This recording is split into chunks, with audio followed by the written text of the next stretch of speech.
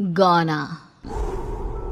आज 20 सालों बाद रमेश अपनी दुल्हन नैना के साथ अपने गांव के अपने पुराने घर आता है। सभी लोग बहुत खुश थे। रूपा भी अपनी बहू का स्वागत करने में लगी थी। पर ये क्या, रूपा जैसे ही अपनी बहू की आरती उतारने जाती है, अचानक से तेज हवाएं चलने लगती है। घर की लाइट चली जाती है और आरती का थाल का दीपक बुझ जाता है। माँ, ये सब क्या हो रहा है? अचानक से ये मौसम कैसे बदल गया? अरे बेटा, ये गांव है। गांव में अक्सर ऐसा ही होता है। किसी भी वक्त मौसम बदल जाता है और कभी भी लाइट चली जाती है। दीपाली बेटा, किचन से मोमबत्तियां तो ले आ। रूपा के कहने पर दीपाली किचन में मोमबत्ती लेने जाती है। लाइट ना होने की वजह से घर में काफी अंधेरा था, इसलिए दीपाली अपने फोन का टॉर्च ऑन करती है और टॉर्च ऑन करते ही उसे महसूस होता है जैसे कोई उसके सामने से गुजरा हो। मुझे ऐसा क्यों महसूस हुआ कि मैंने अभी यहाँ किसी को देखा? क्या सच में यहाँ कोई था या ये सिर्फ मेरा वहम था? अरे दीपाली बेटा, मिले कि नहीं मोमबत्ती? हाँ माँ, बस अभी लाती हूँ। दीपाली सारी बातों को भूलकर मोमबत्ती जलाती है और जैसे ही मोमबत्ती लेकर वापस बाहर जाने के लिए पीछे मुड़ती है तो उसके सामने एक 10 साल की छोटी बच्ची खड़ी होती है। उस बच्ची की एक झलक देखते ही दीपाली डर जाती है और जोर जोर से चिल्लाने लगती है। तभी अचानक से लाइट आ जाती है। दीपाली की आवाज सुनकर शंकर और छोटा भाई पवन उसके पास पहुंचते हैं। क्या हुआ दीपावली बेटा? पापा, मैंने किसी को देखा। दीदी यहाँ पर कोई नहीं है। अंधेरे में वहम हुआ होगा आपको। अब चलो, दरवाजे पर भैया भाभी कब से खड़े हैं। दीपाली भी इसे अपना एक वहम समझकर सबके साथ बाहर चली जाती है, जहां वो लोग अपनी भाभी का स्वागत करते हैं। नैना अपने पैरों से कलश को गिराकर थाल में पैर रखती है और घर के अंदर जाती है। सब घर के अंदर चले जाते हैं। भाभी, मैं आपकी ननद नहीं, आपकी छोटी बहन और फ्रेंड की तरह हूँ। इसलिए कभी भी आपको ये लगे कि भैया आपको सता रहे हैं तो आप उनकी शिकायत मुझसे कर देना। भाभी भैया की शिकायत करे या ना करे, पर मुझसे और माँ से तेरी शिकायत जरूर करेगी। सभी आपस में बैठकर हंसी मजाक कर रहे थे। नैना भी घूंघट किए अपने बिस्तर पर बैठी थी। वो सब आपस में बात कर ही रहे होते हैं कि तभी उन्हें एक अजीब डरावनी आवाज सुनाई देती है और कमरे की खिड़की अपने आप ही खुल जाती है। मुझे इसीलिए गांव पसंद नहीं। गांव में ऐसी ही डरावनी आवाजें आती हैं। मैंने तो सुना है गांव में बहुत सारे भूत भी होते हैं और इस मौसम को पता नहीं क्या हो रहा है। मुझे तो बहुत डर लग रहा है। मैं तो अपने कमरे में जा रही हूँ सोने। बाय भाभी, हम कल बात करेंगे। अब सब अपने कमरे में सोने चले जाते हैं। नैना अपने कमरे में बिल्कुल अकेली थी। कुछ देर बाद रमेश अपने कमरे में आता है और देखता है कि नैना खिड़की के पास खड़ी होकर बाहर की ओर एक टक नजरें लगाकर देख रही थी। क्या हुआ नैना? बाहर क्या देख रही हो? मैं बाहर का मौसम देख रही हूँ रमेश जी। इस मौसम को देखकर ऐसा लग रहा है जैसे आज कोई अपना बदला लेने के लिए आया है। तुम क्या बोल रही हो? मेरी कुछ समझ में नहीं आ रहा। और वैसे भी रात काफी हो चुकी है, अब हमें भी सो जाना चाहिए। चलो। इतना बोलकर रमेश सोने के लिए बिस्तर पर लेट जाता है, पर नैना अब भी खिड़की के पास ही खड़ी होती है। रमेश के सो जाने के बाद नैना अपनी सास के कमरे में जाती है और अपनी सास के पास बैठकर रोने लगती है, जिसे सुन सास की नींद खुल जाती है। बहू, अरे क्या हुआ बहू? तू इतनी रात को यहाँ मेरे कमरे में बैठकर रो क्यों रही है? मम्मी जी, आपने मुझे क्यों नहीं अपनाया? आपको पता है, आपकी वजह से मुझे और मेरे परिवार वालों को गांव वालों के कितने ताने सुनने पड़े। तू मेरी बहू नहीं है? कौन है तू? मम्मी जी, मैं आप ही की बहू हूँ। आपने मुझे अब भी नहीं पहचाना? इतना बोलते ही नैना की आंखें लाल हो जाती हैं। वो जोर जोर से हंसने लगती है। मौसम का रुख बदल जाता है। कमरे की खिड़कियां और दरवाजे अपने आप ही खुलने और बंद होने लगते हैं। देखते ही देखते नैना हवा में उड़ने लगती है और वो अपनी आंखों के इशारे से अपनी सास को भी हवा में लटका देती है। तेरी वजह से मुझे और मेरे घर वालों को ताने सुनने पड़े। तूने जो पाप किया है, तुझे उस पाप की सजा मिलेगी और अब तेरी इस गलती की सजा तेरा पूरा परिवार भुगतेगा। इस तरह से नैना बड़ी ही बेरहमी से अपनी सास को मार डालती है और आराम से अपने कमरे में जाकर सो जाती है। अगली सुबह जब घर वालों को कमरे में रूपा की लाश मिलती है तो उन लोगों के पैरों तले जमीन खिसक जाती है। कल तक माँ बिल्कुल ठीक थी, फिर अचानक ऐसा क्या हुआ रात को कि माँ हम सबको छोड़कर चली गई। सारी गलती मेरी है। बेटे की शादी की खुशी में मैं ही रात को घर वापस नहीं आया और चला गया अपने गांव के दोस्तों से मिलने। अगर रात को मैं अपनी रूपा के साथ होता तो शायद आज वो हमें छोड़कर न जाती। घर में शोक का माहौल पसर गया था, पर नैना को इस बात से कोई फर्क नहीं पड़ रहा था और ये बात कहीं ना कहीं पवन को भी समझ में आ रही थी। अब ऐसे ही कुछ दिन बीतते हैं और 1 महीने के अंदर ही अंदर शंकर की भी मौत हो जाती है। पहले माँ छोड़कर चली गई और अब पिताजी। क्या हो गया है हमारे घर को? पता नहीं किसकी नजर लग गई है। भैया ये घर सही नहीं है। हम जब से इस घर में आए हैं कुछ न कुछ बुरा ही हो रहा है। हमें यहाँ से वापस शहर चले जाना चाहिए। जहाँ रमेश, दीपाली और पवन का रो रो कर बुरा हाल था, वहीं नैना अपने कमरे में बैठी आराम से मेकअप कर रही थी। दीदी मुझे तुमसे कुछ बात करनी है। मुझे लगता है कि इन सब के पीछे भाभी का हाथ है। पवन तू ये सब क्या कह रहा है? तू होश में तो है ना? अगर भैया भाभी ने तेरी ये बकवास बात सुन ली तो उनके दिल पर क्या गुजरेगी? तू भाभी पर इतना बड़ा इल्जाम कैसे लगा सकता है? दीदी आप खुद ही देख लो ना, हम जब से इस घर में आए हैं सब कुछ बदल गया है। शादी से पहले नैना भाभी ऐसी बिल्कुल नहीं थी, पर अब वो किसी से बात नहीं करती, ज्यादातर अकेले अपने कमरे में ही रहती है और कभी उनसे बात करो भी तो न जाने कैसी अजीबोगरीब तरह की बातें करने लगती हैं। तू पागल हो गया है? आप समझती क्यों नहीं है दीदी? देखो ना, हमारे घर में मौत का सिलसिला शुरू हो गया है, पर भाभी को कोई फर्क नहीं पड़ रहा। वो अभी भी मेकअप कर रही हैं, आराम से खाना खा रही हैं। और दीदी आपको पता है, जिस रात माँ की मौत हुई थी ना, उस रात मैंने भाभी को माँ के कमरे में जाते हुए देखा था। पवन की बातें सुन अब दीपाली के मन में भी शक पैदा होने लगता है और वो इस बारे में रमेश से बात करती है।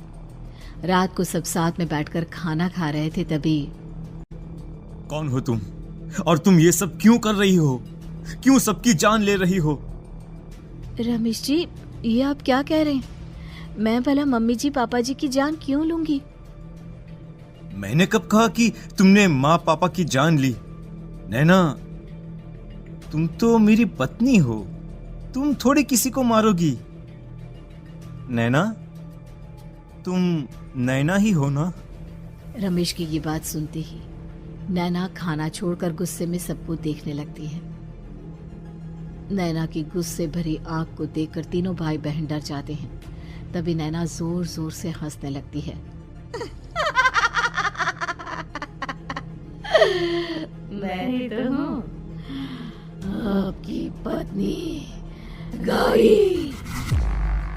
गौरी का नाम सुनते ही रमेश के होश उड़ जाते हैं। आखिर कौन है ये गौरी?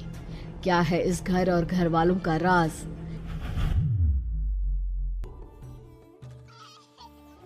हमारे दोनों बच्चे एक साथ कितने अच्छे लग रहे हैं ना? हाँ, कितने अच्छे दोस्त हैं दोनों। बस बड़े होने के बाद भी इनकी ये दोस्ती बनी रहे तो बच्चे कितने खुश रहेंगे। मैं क्या सोच रहा था कि क्यों ना हम अपनी दोस्ती को रिश्तेदारी में बदल दें। मैं अपने बेटे रमेश की शादी तेरी बेटी गौरी से करना चाहता हूँ। इस तरह हमारे बच्चे भी हमेशा साथ रहेंगे और हमारी दोस्ती भी रिश्तेदारी में बदल जाएगी। शंकर की इस बात से उसके दोस्त को बहुत अच्छा लगता है और वो अपनी बेटी की शादी रमेश से करवाने के लिए तैयार हो जाता है। बहुत जल्द दोनों परिवार मिलकर बचपन में ही रमेश और गौरी की शादी करा देते हैं। अरे शंकर, अपने बच्चों की शादी करवा कर हमने अपनी दोस्ती को रिश्तेदारी में बदल तो लिया, पर मैं चाहता हूँ कि अपनी गौरी का गौना 2 साल बाद करूँ ताकि वो थोड़ी समझदार हो जाए। अरे हाँ दोस्त, बिल्कुल, हमें कोई दिक्कत नहीं है। इसी तरह समय बीतने लगता है। समय के साथ शंकर का कारोबार तरक्की पकड़ लेता है और 2 साल बाद शंकर अपने पूरे परिवार के साथ शहर में शिफ्ट होने की तैयारी कर लेता है। जब यह खबर उसके दोस्त को पता चलती है तो वो शंकर से बात करने उसके घर जाता है। शंकर, 2 साल पूरे हो चुके हैं और अब तू शहर भी जाने वाला है। मैं सोच रहा था कि तेरे शहर जाने से पहले गौरी का गौना कर दूं ताकि तू अपनी बहू को अपने साथ लेकर जा सके। ये तू कैसी बातें कर रहा है? रिश्तेदारी बराबरी वालों से होती है और वैसे भी अब मेरा बेटा या मेरा परिवार कोई भी इस रिश्ते को नहीं मानता। ये तू कैसी बातें कर रहा है दोस्त? जब हमने अपने बच्चों की शादी करवाई थी तब हम दोनों ही एक बराबर थे। पिछले 2 साल में तेरा कारोबार थोड़ा सा अच्छा क्या चल गया तो पुराने रिश्ते ही तोड़ देगा। देख भाई, ऐसा मत कर। अगर तूने मेरी बेटी को अपनी बहू के रूप में नहीं अपनाया तो कोई भी मेरी बच्ची से शादी नहीं करेगा। अरे उसकी जिंदगी बर्बाद हो जाएगी। यार देख, वैसे भी बाल विवाह तो कानून मान्यता नहीं देता, फिर मैं कैसे दे दूं? तू अपनी बेटी के बड़े होने पर उसकी शादी किसी दूसरे लड़के से करवा देना। वैसे भी तब तक ना उसे और ना ही गांव वालों को ये बात याद रहेगी। मेरे बेटे को बख्श दे मेरे भाई। इस तरह से शंकर अपने दोस्त के परिवार और गौरी को गांव वालों के ताने सुनने और जिल्लत से भरी जिंदगी जीने के लिए छोड़ अपने परिवार वालों के साथ शहर चला जाता है। अरे इनकी गौरी में ही कोई दोष होगा, तभी तो लड़के वालों ने इनकी बेटी को अपनी बहू के रूप में नहीं अपनाया और उसको यहाँ छोड़कर शहर चले गए। अब कौन थामेगा ऐसी लड़की का हाथ? अरे पता नहीं कैसा आदमी है जो गांव वालों के इतने ताने सुनकर भी सर उठाकर गांव में चल रहा है। अरे अगर मेरी बेटी के साथ ऐसा हुआ होता ना तो मैं तो शर्म के मारे मर ही जाता। हाँ, दिन रात लोगों की नजरों में अपने लिए ग्रहण देख और सबके ताने सुन सुन अब गौरी के पिता हिम्मत हारने लगते हैं और एक रात गौरी के माता पिता खुदकुशी कर लेते हैं। ये सदमा गौरी भी सहन नहीं कर पाती और उसकी भी मृत्यु हो जाती है। तुम्हारे परिवार की वजह से हम लोगों ने अपनी इज्जत और जान गंवाई। इसका बदला तो तुम्हें चुकाना पड़ेगा, वो भी अपनी जान देकर। हंसते हुए अब नैना हवा में उड़ने लगती है। नैना अब पूरी तरह से बदल चुकी थी। गौरी की आत्मा उसके शरीर पर हावी हो चुकी थी। उसकी आंखें सफेद, पैर उल्टे, चेहरा काला और बाल बिखर गए थे। अब गौरी अपनी शैतानी शक्तियों से घर के हर कोने को अपने काबू में कर लेती है और सीधी दीवार पर जाकर चिपक जाती है। मुझे अपना बदला चाहिए।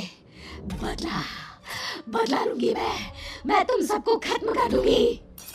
गौरी इतनी तेज चिल्ला रही होती है कि उसकी आवाज से घर के सारे कांच टूट जाते हैं।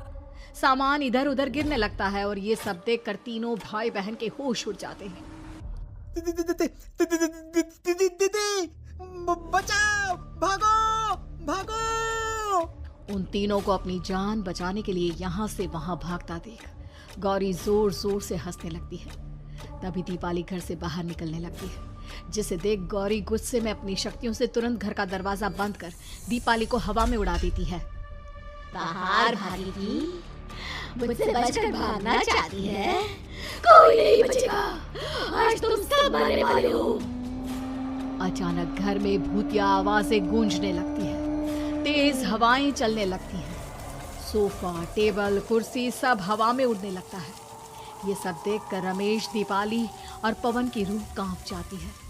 घर में ये सब होते हुए और अपनी बहन को हवा में उड़ते हुए देख रमेश और पवन को भी समझ में नहीं आ रहा था कि वो क्या करे, कैसे अपनी जान बचाए। इतने में गौरी अपनी आंखें दीपाली की तरफ करती है और अपनी शैतानी शक्तियों से उसका गला दबाने लगती है। भागने का बहुत शौक है ना, अब मैं तुझे इस दुनिया से ही भगा दूंगी। इतना बोलकर गौरी दीपाली को उठाकर फेंक देती है और दीपाली दीवार से टकराकर नीचे गिर जाती है। दीपाली के पूरे शरीर में चोट के निशान होते हैं और वो उठ भी नहीं पाती। दोनों भाई भागते हुए अपनी बहन के पास जाते हैं। ये तो बस शुरुआत है, मैं तुम तीनों को तड़पा कर मारूंगी। अरे अरे, पर हमने क्या किया है? हम तीनों भाई बहन तो निर्दोष हैं। गलती तो हमारे माता पिता ने की थी और उन्हें तुम पहले ही मार चुकी हो, फिर हमारे पीछे क्यों पड़ी हो? पवन के इतना बोलते ही गौरी एक हवा के झोंके की तरह उसके पास आती है और उसका गला पकड़कर उसे हवा में उठा देती है और रमेश को गुस्से भरी नजरों से देखती है। गलती मेरे परिवार की नहीं थी, पर सबको बोलना पड़ा। मैं किसी को नहीं छोड़ूंगी। गौरी पवन को हवा में उछाल देती है, जिस पर कमरे की छत से टकराकर जमीन पर आकर वो गिरता है। उसके सर और शरीर पर जगह जगह चोट लग जाती है और खून बहने लगता है, जिसे देख अब रमेश से चुप नहीं रहा जाता। गौरी, तुम्हारा गुनहगार मैं हूँ। तुम्हारी शादी मुझसे हुई थी। अगर तुम्हें बदला चाहिए तो मुझसे लो। मेरे भाई बहन को छोड़ दो। तुम मुझे मार दो। मरना तो सबको पड़ेगा। अरे पर इसमें उन दोनों की कोई गलती नहीं है। प्लीज, मैं मानता हूँ कि तुम और तुम्हारे परिवार के साथ जो कुछ भी हुआ वो गलत था, पर गौरी, मैं प्लीज मेरे भाई बहन को छोड़ दो। उन्हें तो इस बात के बारे में कुछ भी पता नहीं है। उनका इस सबसे कोई लेना देना नहीं है। तुम और तुम्हारा परिवार यही चाहता था ना कि मैं तुम्हें अपना लूं। उस समय मैं बच्चा था, मेरे पास इतनी समझ नहीं थी, पर आज मैं तुम्हें तुम्हारे इसी रूप में अपनाता हूं। मेरे साथ जो करना है कर लो, बस मेरे भाई बहन की जान बख्श दो उनकी जान। रमेश की ये बात सुनकर गौरी का गुस्सा थोड़ा शांत होता है। ठीक है, मैं तुम्हारे भाई बहन को नहीं मारूंगी, पर तुम्हें मरना होगा और तुम्हारी आत्मा को मेरे साथ शादी करनी होगी। मुझे मंजूर है। अब रमेश गौरी के साथ छत पर जाता है और छत से नीचे को जाता है। रमेश के मरते ही गौरी उसकी आत्मा को अपने साथ ले जाती है और इस तरह से रमेश खुद मरकर अपने भाई बहन को बचा लेता है। गूंज। रात के ठीक 1 बजे तेज बारिश और कड़कड़ाती बिजली में अपने घर की बालकनी में खड़ी सुमन खोई खोई कुछ सोच रही थी। अंदर आ जाओ ना। उसके घर के अंदर से आवाज आती है। तब भी सुमन काले अंधेरे में खड़ी न जाने किसका इंतजार कर रही थी, जिसमें से एक औरत अपने 2 बच्चों के साथ उसके पास वाले घर में लाल रंग की एक कार से उतरती है और बारिश में भागती हुई सामने वाले घर में चली जाती है। हेलो, कौन? मेरा कुछ सामान तुम्हारे पास है, लौटाओगी नहीं? आपका क्या सामान? कौन है आप? और मैं तो इस घर में कुछ सेकंड्स पहले ही आई हूँ। आपको यहाँ का नंबर कैसे पता चला? मम्मी, हो सकता है कि जो फैमिली यहाँ पहले रहती हो, ये कॉल उनके लिए हो। नहीं, ऐसा नहीं है। बाहर कड़कड़ाती बिजली एक अनजान आदमी के फोन ने नेहा को डरा दिया था। वो फौरन कॉल रख देती है। चलो बच्चों, कमरे में चलते हैं, मैं तुम्हें सुला देती हूँ।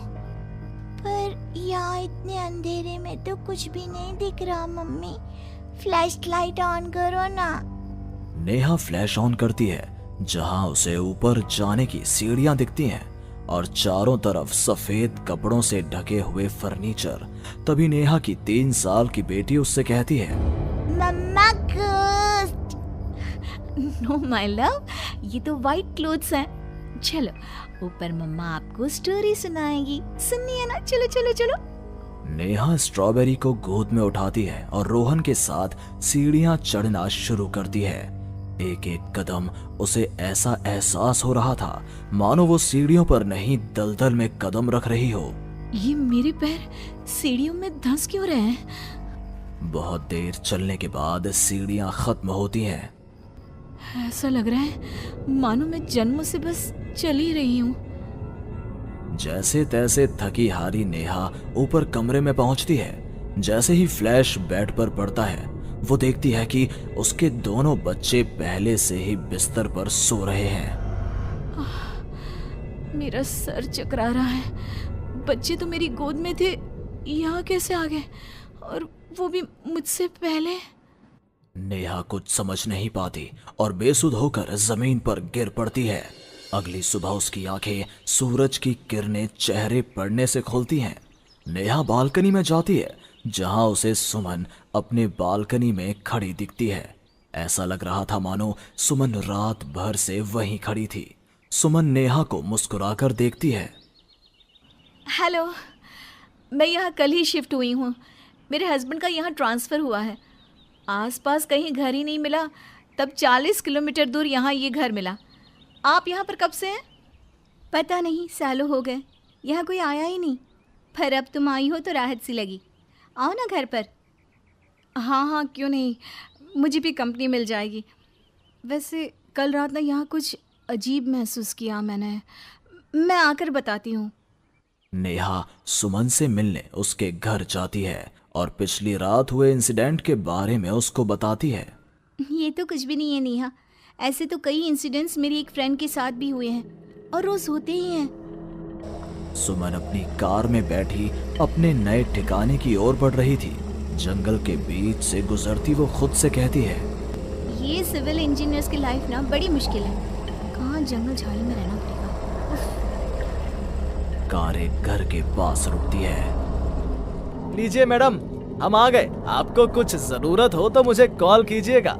मैं ये बगल वाले घर में ही हूँ। सुमन घर के अंदर जाती है। डाइनिंग टेबल पर पहले ही खाना रखा हुआ था, पानी का ग्लास भी, टीवी ऑन ही था।